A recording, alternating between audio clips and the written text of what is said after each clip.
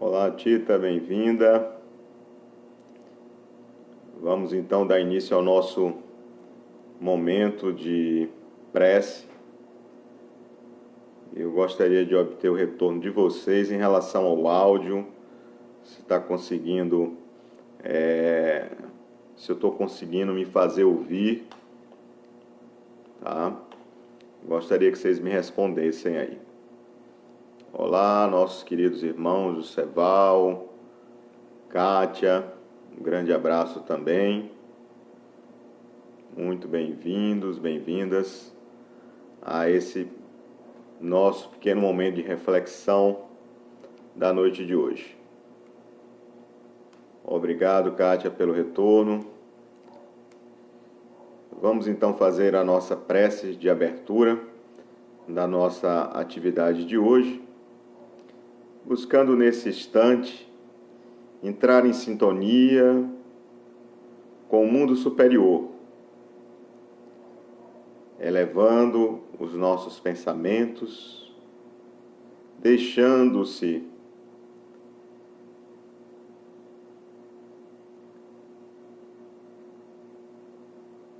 um canal aberto com o alto,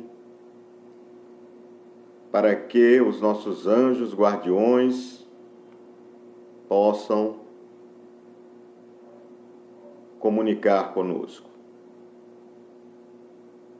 E que as emanações fluídicas desses nossos irmãos superiores possam penetrar os nossos corações, as nossas mentes, e essa corrente fluídica salutar possa se estender aos demais familiares que coabitam conosco e também aqueles que vivem em outros lares, em lares até distantes.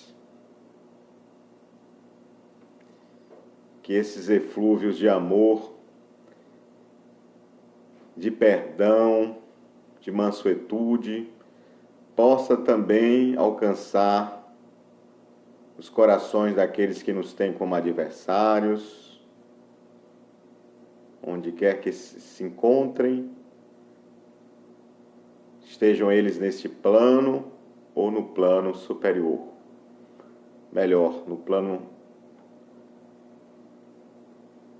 espiritual. Pedimos também aos nossos irmãos enfermos, que estão em leitos de hospitais nesse instante, por aqueles que se encontram presos, por aqueles que encontram-se ainda nas ruas das grandes e das pequenas cidades, completamente desamparados, perturbados,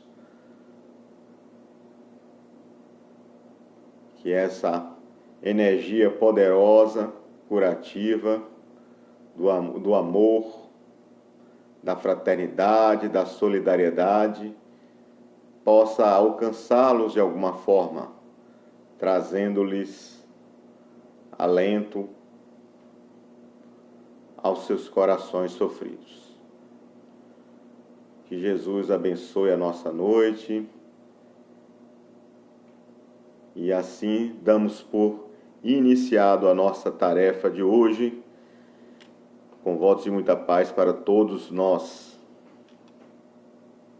Olá, Marília, Lucivânia também conosco aí.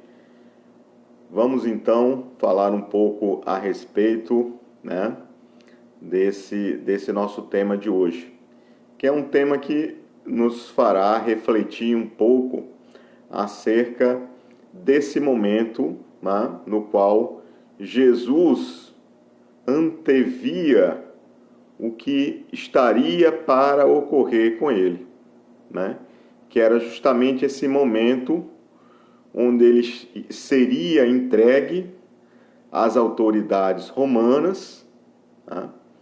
E também, né, seria escarnecido, né?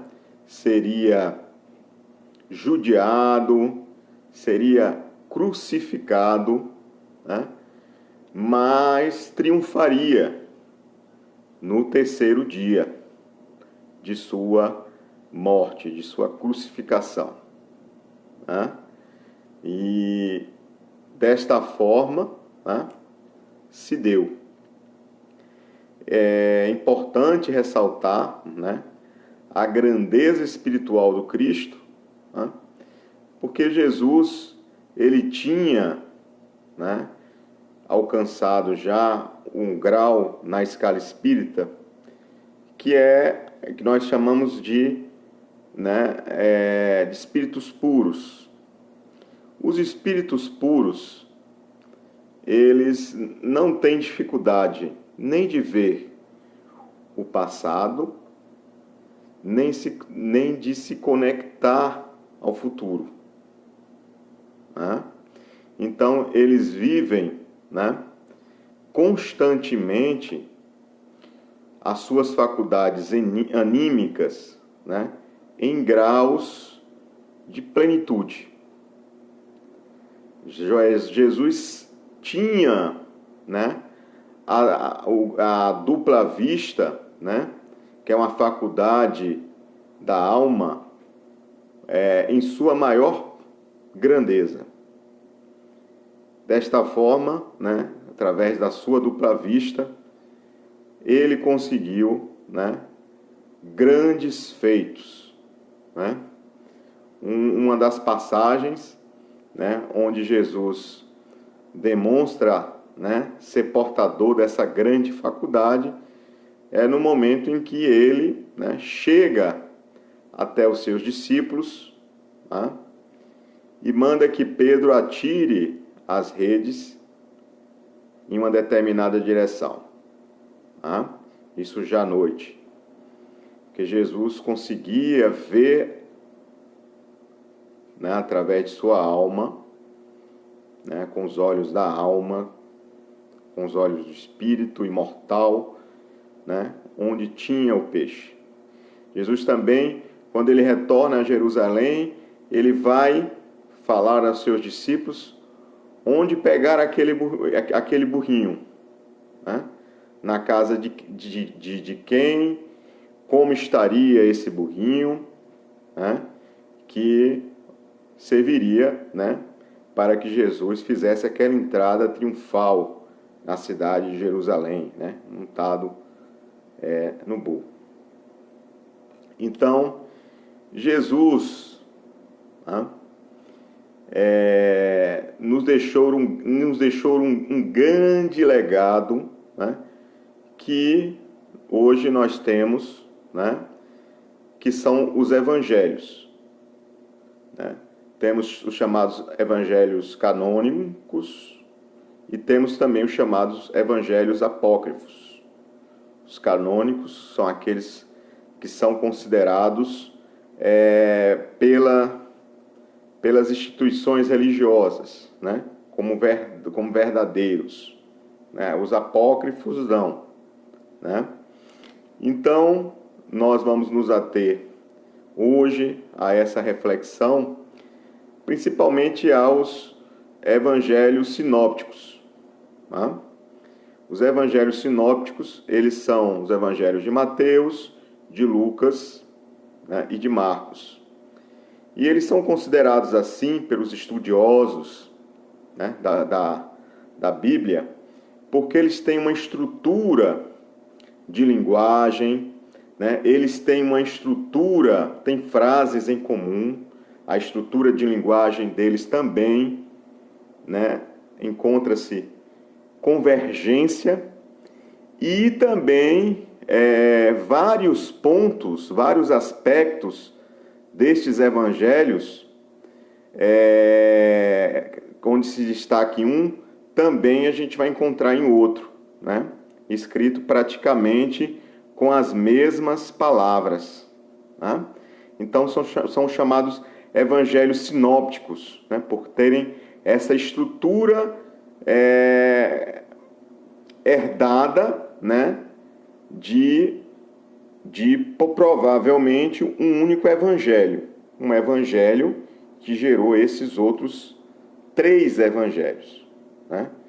O evangelho de Mateus, o evangelho de Marcos e o evangelho de Lucas. Dentre esses 3 evangelhos sinópticos, boa noite, Glorinha, seja bem-vinda. Dentre esses 3 evangelhos sinópticos, a gente ressalta, né, o evangelho de Mateus, que vai ser o objeto mesmo da nossa investigação de hoje. Porque dentre os 3 evangelhos sinópticos, ele é o evangelho... Olá, Tonho do Paiaiá, seja muito bem-vindo, meu irmão. Dentre esses evangelhos, o evangelho, né, de Mateus, ele é o mais extenso, portanto, mais longo, e também o mais didático. Tá? E os evangelhos sinópticos, eles vão trazer justamente uma característica muito interessante, né, que é de Jesus, o homem, né, que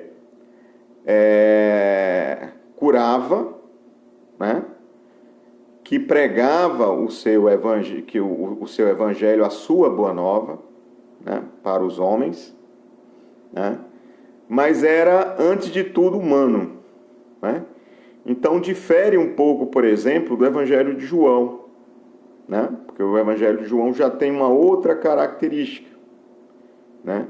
Já tem aquela característica mais parecida com um Deus, né? Com características humanas, né? E com alguém que veio, né, redimir a humanidade de seus pecados. Então, são essas principais diferenças entre os evangelhos sinópticos com, especialmente, o evangelho de João. Né? A gente poderia colocar essas principais características. Então, a gente vai ver que Jesus, né, no seu messianato, né, Jesus ele passou boa parte do seu tempo pregando na Galileia. Cerca de 2 anos e 4 meses, Jesus passou, né, na Galileia, em seus arredores. Por que Jesus ele escolheu a Galileia para pregar a Boa Nova? Né? Havia alguma coisa que despertava o interesse de Jesus por essa região da Galileia? Sim, havia, né? E o que era? As características, né, daquela região no tempo de Jesus, né? A Galileia era uma das regiões mais discriminadas de Israel, né? Onde se tinha um dos povos mais oprimidos, mais pobres, era na Galileia, né? E também quase analfabetos. A população era formada de pessoas quase analfabetas.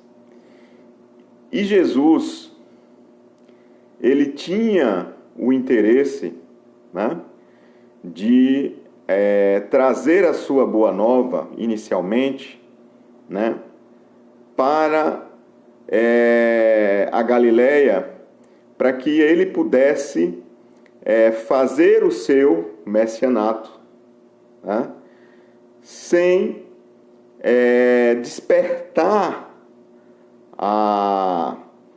vamos dizer, a curiosidade, o interesse, né, da elite do seu tempo. Então ele trabalhou por 2 anos e 4 meses na Galileia, né, pregando o seu evangelho, consolando corações, né, amando incondicionalmente, independente de ser samaritano, independente, né, do que fosse.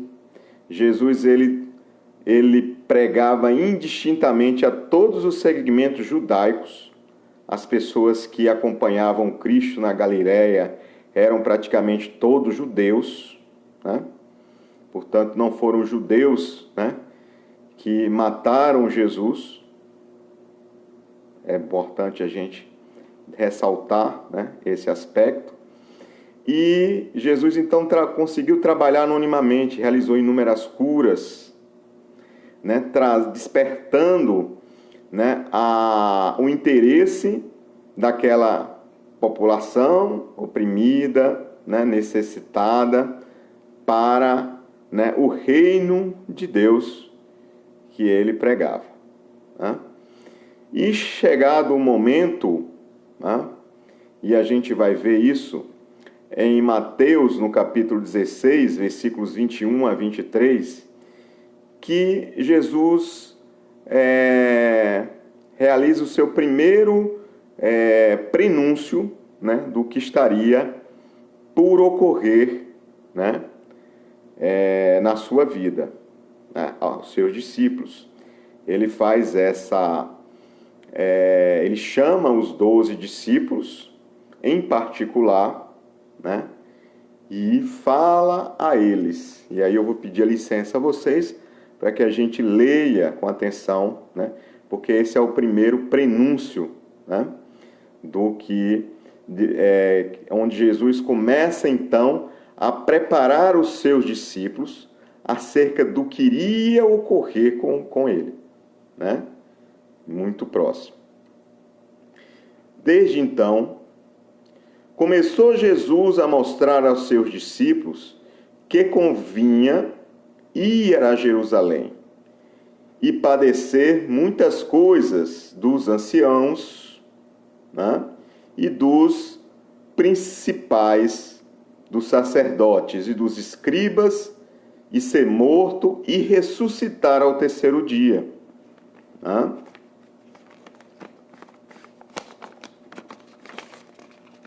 E Pedro, tomando-o de parte, começou a repreendê-lo, dizendo-lhe: Senhor, tem compaixão de ti. De modo nenhum te acontecerá isso.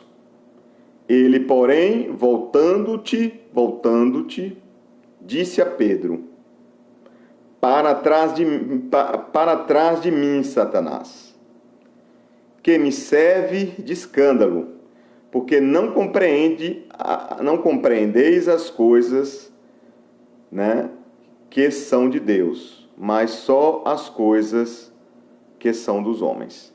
Então, aqui percebam a reação, né, de Pedro, quando Jesus fala, né, de que convinha ele retornar a Jerusalém, para que lá em Jerusalém ele pudesse, né, suportar todos esses padecimentos. E Pedro, então, né, reage, né, com veemência. E Jesus, né, Jesus pega e o repreende, chamando de Satanás, porque Satanás tornou-se essa figura mítica, né, que na realidade significa apenas opositor, aquele que está em oposição, né, aquele que está contrariando aquilo que foi posto, né? Então, Pedro, né, ele estava contrariando os princípios que Jesus havia colocado, né, ali, naquele primeiro prenúncio, né, do grande acontecimento, né, que viria a ocorrer mais tarde. E Jesus, então, o chama de opositor de Satanás. Então, Satanás não é uma figura, né, aqui entendida como as igrejas, né, criaram, né, como uma figura isolada, particular, fazendo parte da criação de Deus, e sim apenas aquele que se opõe, né? Então é um adjetivo, apenas Jesus o qualificou nesse momento como um opositor, né?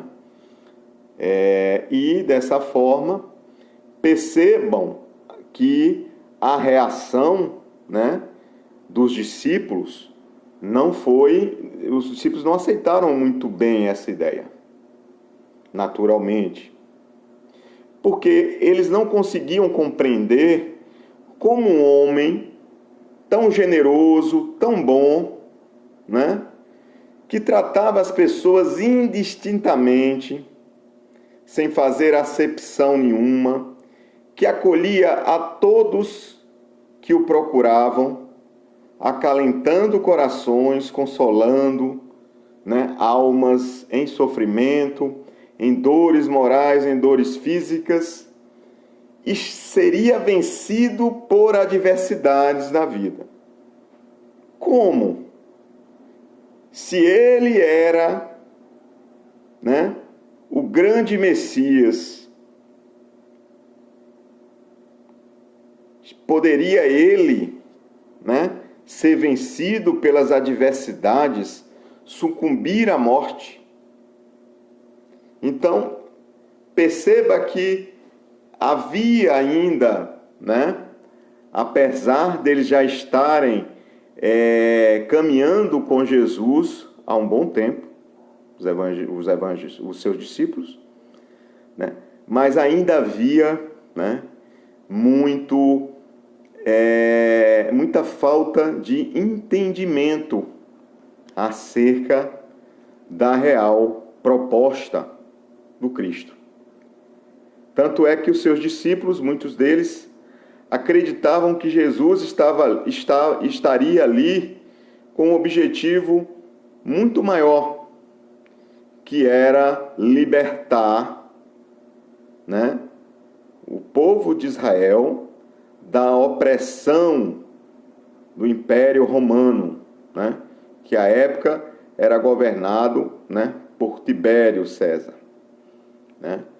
E outros também acreditavam que Jesus não só faria uma grande revolução no campo político, libertando, né, Israel, como também iria Jesus, né, fazer uma grande revolução, uma grande reforma religiosa, né, porque havia muita insatisfação popular também diante, né, da corrupção, né, da hipocrisia religiosa que já existia desde aquele tempo. Não é algo, portanto, particular do nosso tempo, né, a hipocrisia moral no meio religioso. Existia desde sempre. Então, esse é o primeiro momento, né? Mas no capítulo 17, em Mateus 17, 22 a 23, Jesus novamente vai fazer agora a sua segunda revelação da paixão, né? Do momento da paixão. Ora, achando-se eles na Galileia, disse-lhes Jesus: o Filho do Homem será entregue nas mãos dos homens, e matá-lo-ão, e ao terceiro dia ressuscitará. E eles, quem? Os discípulos, se entristeceram muito.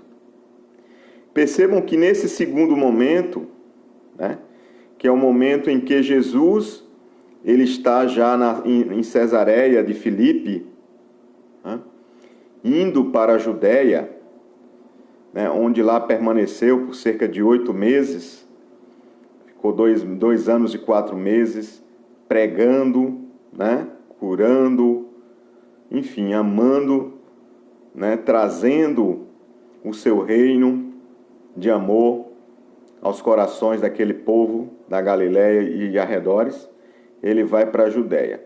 E aqui em Cesareia de Filipe, né, ele faz novamente esse prenúncio. Né? E quando ele faz esse prenúncio, percebam que a reação dos discípulos agora é diferente.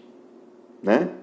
Não há uma reação de indignação, mas como, né, Jesus, o Senhor, né, irá se deixar ser vencido pelas adversidades da vida, não há mais essa revolta, essa indignação.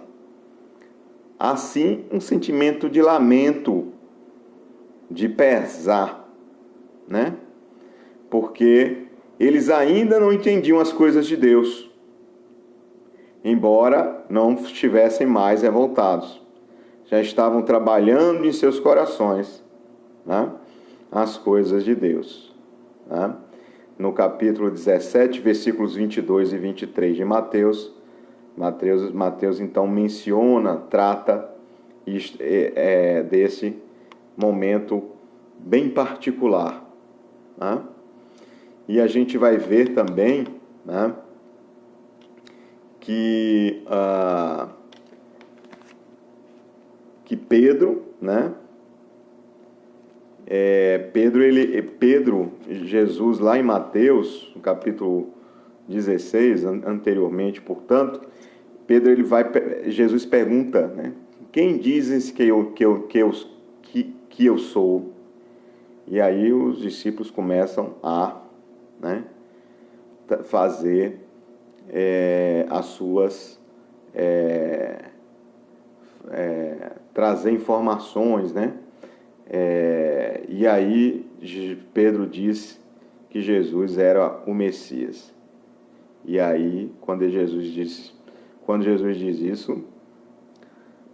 Pedro diz isso, né? Jesus promete o que? A chave das portas dos céus, né, a Pedro. E ele proíbe veementemente aos seus discípulos, lá na Galiléia, quando ele faz esse primeiro prenúncio, né, que os seus discípulos venham a falar sobre esse assunto em público. Por quê?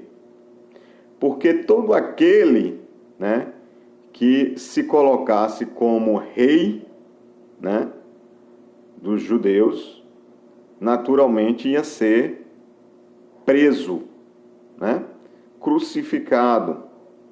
Porque diariamente o Império Romano, ele matava, executava sumariamente pessoas patriotas, pessoas que se opunham, né, aos interesses romanos e eram tidos como verdadeiras ameaças, né, a Roma, por conta do seu poder de persuasão, né, por conta do seu poder de liderança, né, e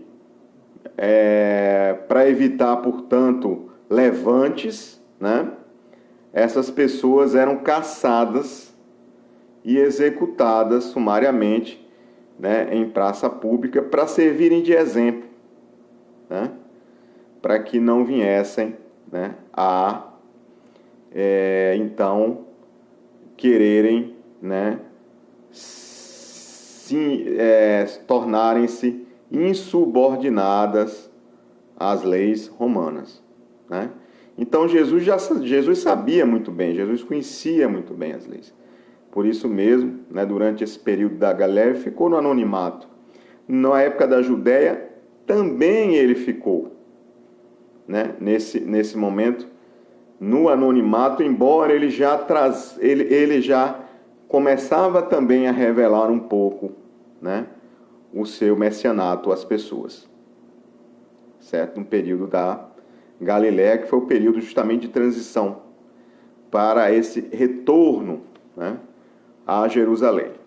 E aí a gente vai ler agora o capítulo 20 do Evangelho de Mateus, né? Que é justamente a terceira e última revelação que Jesus faz sobre, né, este momento, né, que iria ali ocorrer, né? Mas sempre Jesus destacava que ele não seria, que ele triunfaria diante da morte, né? Uma vez que ele retornaria ao terceiro dia. E assim Jesus o fez, né? Como nós sabemos, né? No domingo de Páscoa, celebrado pelos judeus, a Páscoa, né? Que era e é até hoje celebrada pelos judeus, né? Porque existe um marco histórico, né? Que representa justamente a saída, né? A liberdade dos judeus, que os judeus ganharam, né? Quando eles eram escravizados lá na época no Egito, né? Então esse momento histórico ele passou a ser celebrado, né? E até hoje é celebrado. E os cristãos tradicionais eles têm, né, o domingo de Páscoa como um domingo justamente de significado também muito especial, porque representa, né, a volta de Jesus, né? Representa justamente a certeza de tudo aquilo que ele pregou, né? Que havia sim um outro reino, né? E que nós éramos imortais, né? Nós não iríamos sucumbir ao fenômeno da morte, e sim triunfaríamos diante dela.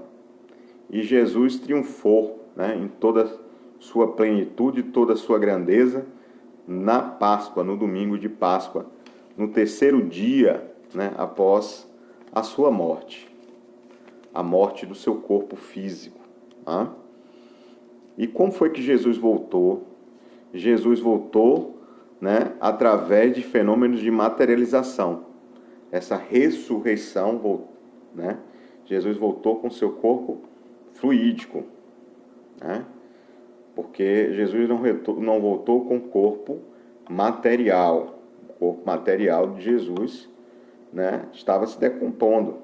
Uma vez que Jesus já havia deixado este corpo, não teria razão alguma para ele voltar novamente, né? Até porque Jesus não veio, como segundo as palavras dele mesmo, né, derrogar as leis de Deus, e sim cumpri-las, né? Então, seria derrogar a lei de Deus se Jesus, uma vez que a morte rompe os laços entre a matéria e o espírito, não tem mais como refazer esses laços, né? Então, Jesus volta em espírito e em corpo fluídico. E ele vai aparecer para muitos dos seus discípulos, para muitas pessoas, tá, que o acompanhavam por cerca de 14 dias.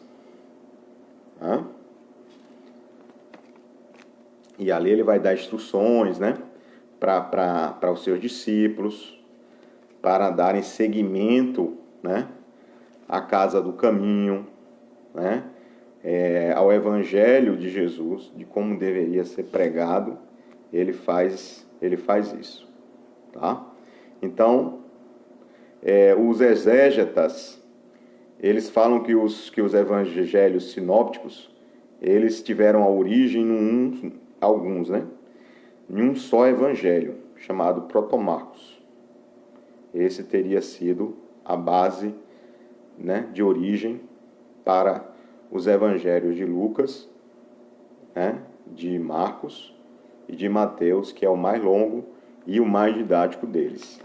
Só aqui nas minhas anotações eu notei, chamava Protomarcos, e eu estou passando para vocês agora nesse instante.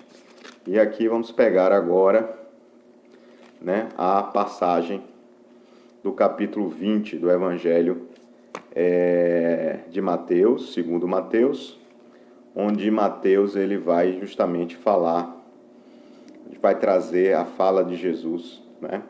Que teria sido seu prenúncio, o seu terceiro e último prenúncio do seu momento, né? No qual ele iria passar. E subindo a Jerusalém, chamou à parte os seus 12 discípulos, subindo a Jerusalém. Chamou à parte os seus 12 discípulos e no caminho disse-lhes: eis que vamos para Jerusalém. Então Jesus já estava fazendo a passagem, né, entre a Judéia para Jerusalém. Só que subir a Jerusalém tem também um outro significado, que não se limita apenas, né, ao significado geográfico da palavra, de subir. Subir também significa elevar-se, né?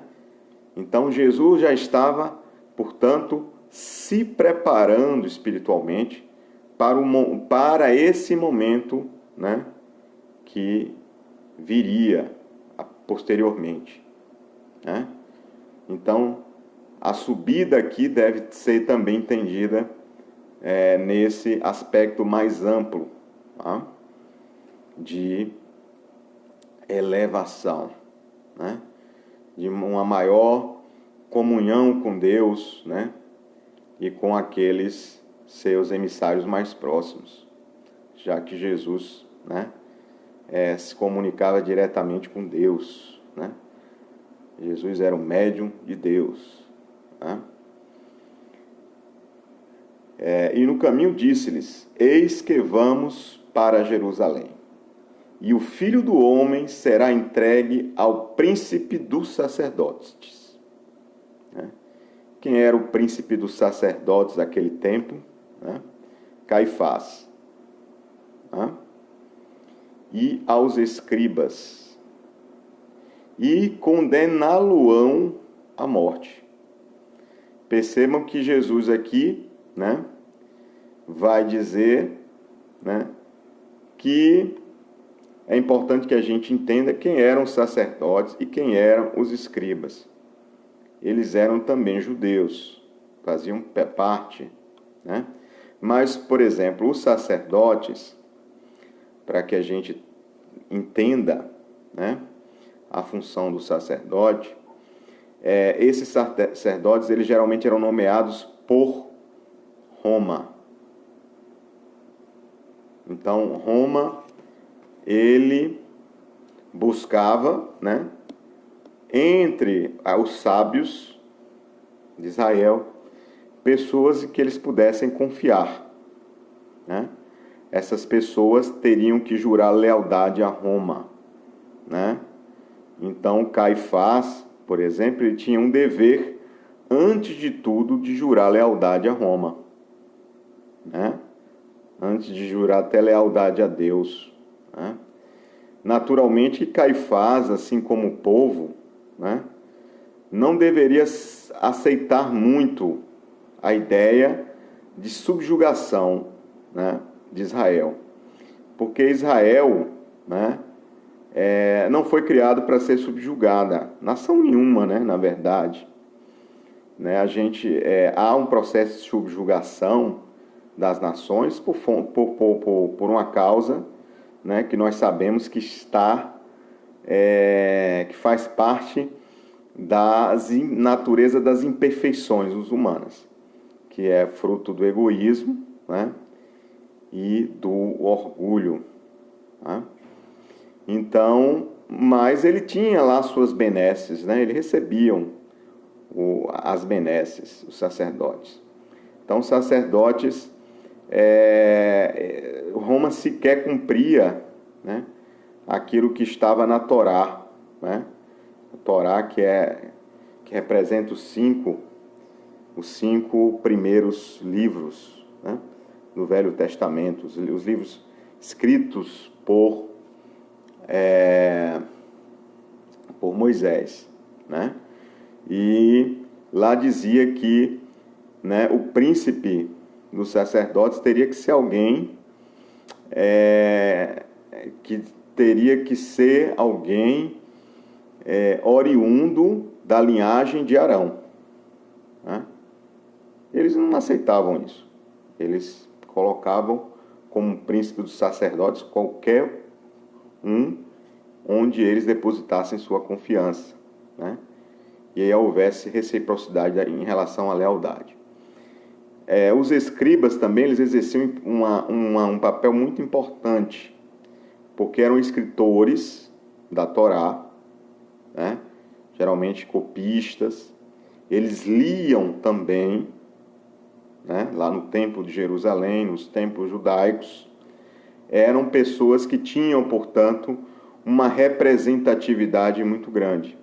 E eram pessoas que, justamente por ter essa representatividade, por terem papéis importantes na sociedade judaica, deviam prestar também esse compromisso de lealdade a Roma, né?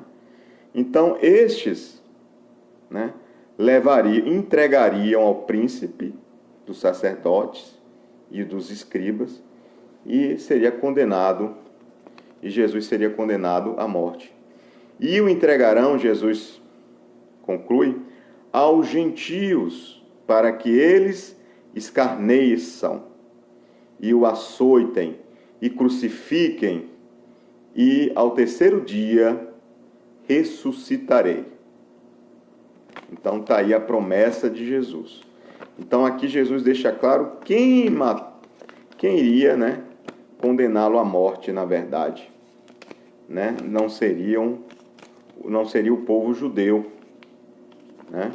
Porque o povo judeu depositava muita confiança, muito respeito a Jesus, né? Por tudo que ele foi, né? Por justamente ele não fazer acepção de pessoas, conforme Isaías propunha. Isaías, que era um dos grandes profetas, né? Venerados pelo povo judeu, né? E aqui nós temos que Jesus, né, que foi exatamente o príncipe da paz, né? Jesus que pregou a paz o tempo todo, ele já dizia, né, que ele poderia nos dar a paz que este mundo não nos daria, né? E esta paz nós teríamos no mundo espiritual, se assim, né, aceitássemos o convite que ele nos fazia e nos fez há 2000 anos atrás, né? Então, por isso, o tempo todo, Jesus, ele fez questão de ressaltar, né, que o mundo não poderia dar essa paz, porque Jerusalém estava oprimida, né? Israel estava oprimida pelo jugo de Tibério César. Não havia possibilidade alguma para aquele povo obter paz, né? Mas a paz poderia sim ser obtida no mundo, no plano espiritual. E Jesus, ele é morto e ele é crucificado, né? Quem mata Jesus, né? Quem condena Jesus é exatamente quem? São os essênios, são os saduceus, né? São os samaritanos, são os zelotes. Nenhum destes mataram Jesus. Eram segmentos judaicos que, como eu disse, no mínimo respeitavam Jesus. Alguns deles não tinham, né, viam Jesus como um grande homem, outros não viam assim, dessa forma, mas tinham um respeito por justamente ter Jesus a mesma origem que eles, né? Os zelotes, por exemplo, eles eram, né, dos segmentos judaicos existentes naquele tempo. Os zelotes, eles eram o segmento mais rebelde, né? Era um segmento que não aceitava ser subordinado a Roma, né? E Pedro, por exemplo, Pedro era zelote. Tanto é que Pedro, né, ele conclama a compaixão.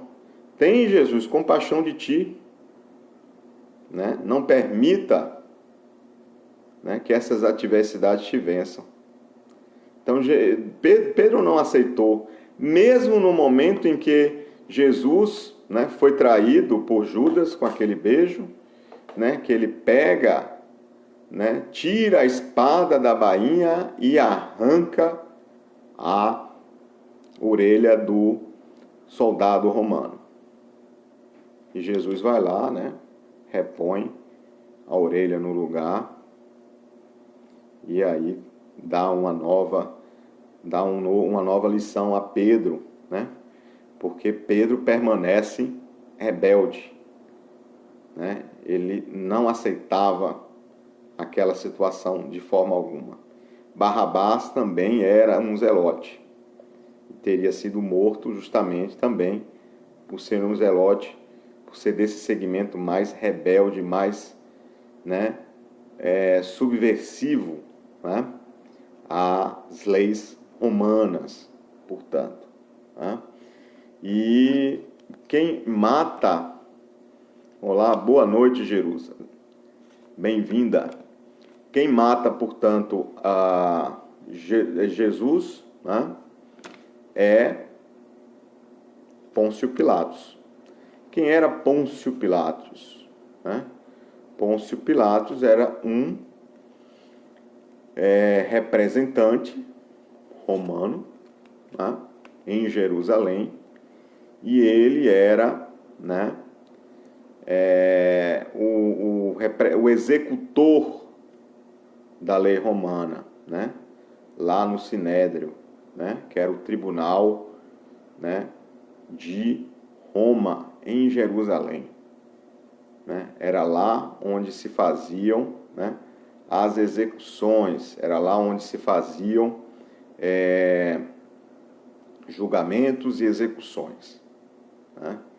E o que é que faz Pôncio Pilatos? Lá eles levam falsos testemunhas, né, para poder acusar Jesus, e dessa forma Pôncio Pilatos, não encontrando, né, nada naquele homem, de certa forma, que desabonasse a sua conduta, né, ele faz aquele gesto de lavar as mãos, né, e mata, né, executa. Não porque o povo pede a cabeça de Jesus, o povo judeu, né, vale ressaltar novamente, mas sim porque Jesus, né, se colocando como um Messias, como um rei, ele contrariava os interesses, né, de domínio de Roma. Ele se opunha à lei romana, já que Israel era uma espécie de colônia, né, assim como vários outros territórios do vasto Império Romano. Fico aqui aberto a perguntas, a contribuições de vocês, se assim desejarem fazê-las, fiquem à vontade, né? Acho que a gente ainda tem um tempinho para isso, tá bom? Mas era exatamente isso que eu gostaria de trazer, né? Jesus, ele tinha clareza, lucidez, clarividência, né? E sabia exatamente, né, o seu messianato, ele iria requerer sacrifícios, né, justamente pela incompreensão humana, né, e justamente, né, por colocá-lo como alguém, né, subversivo, né, às ideias, né, que Roma tinha para Israel e para qualquer outro povo subjugado. Então fiquem à vontade, caso desejem colocar alguma contribuição, alguma pergunta.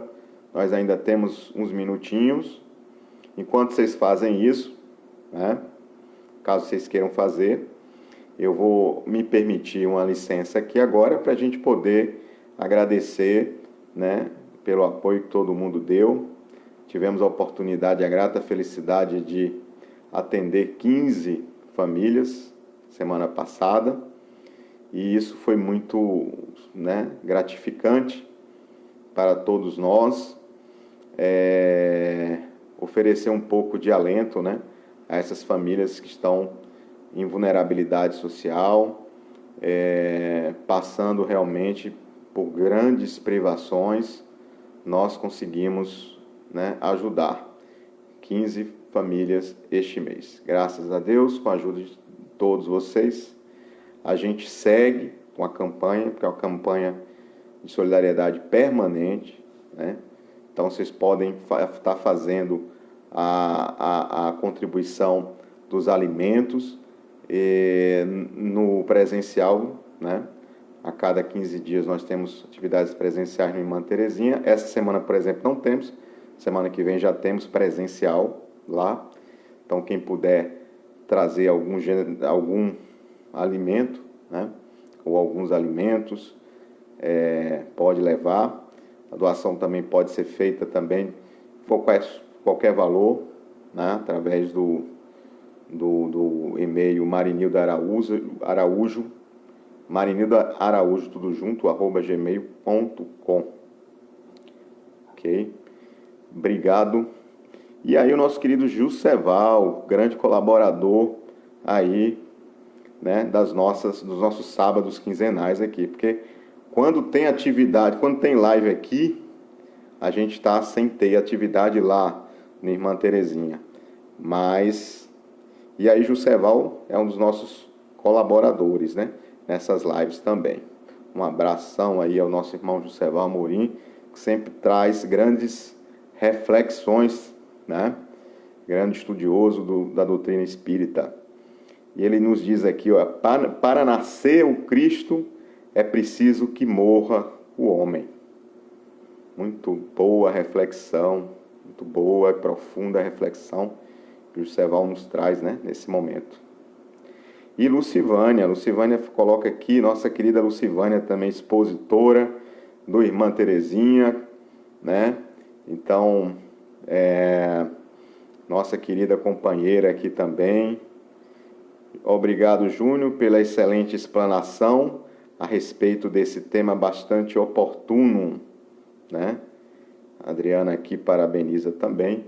E eu aqui agradeço a atenção, o carinho de todos vocês, né, por estarem nos dando esse suporte, né, por nos suportar até agora, nos dando esse suporte maravilhoso, para que esse vídeo, né, ele siga aí, ele vai seguir, para que outras pessoas possam também ver, estudar mais também, até trazer informações, mais informações sobre esse tema, se assim desejarem, colocando aí para todos nós também, que vai servir também para o nosso incentivo, né, pessoal de aprendizado também. Obrigado, Júnior, obrigado você também, Glorinha. Fiquemos todos na paz de Deus, né? Uma excelente noite para todos, né? E um excelente domingo, e é isso, né? Finalizando aqui com as palavras do nosso querido Juseval, né? Vamos fazer esse Jesus nascer em nós, né? Gratidão a todos, fiquemos todos na paz de Deus. Uma boa noite.